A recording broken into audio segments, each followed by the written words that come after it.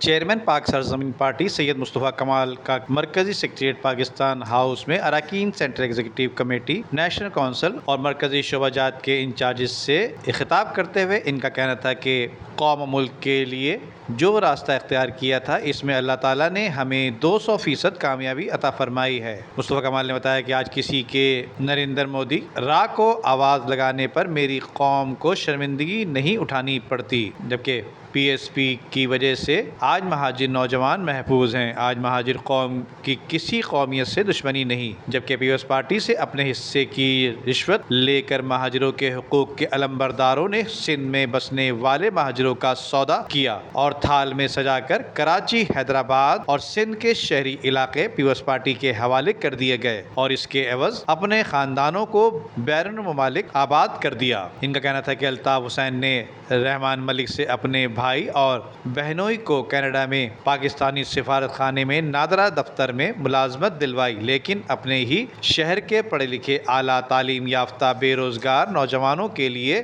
2008 سے 2015 تک Peoples party کی حکومت کا حصہ رہنے کے باوجود کوئی ایک نوکری نہیں دلا سکے، جبکہ آصف علی زرداری کو صدر پاکستان بنانے کے لیے پیپلز پارٹی نہیں بلکہ MQM کے اراکین اسمبلی تجویز اور تائید کنندہ بنے۔ مصطفیٰ کمال نے بتایا کہ آج کے معروضی حالات کا سامنا رکھتے ہوئے پاک سرزمین پارٹی اللہ تعالیٰ کی انتہائی شکر گزار ہے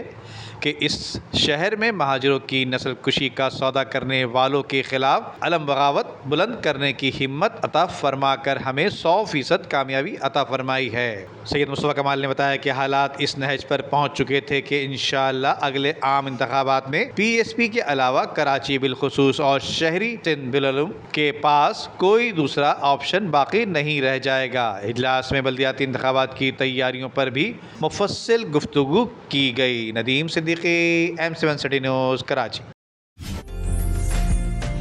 عمدہ میں پکائیں اور جی بھر کے کھائیں۔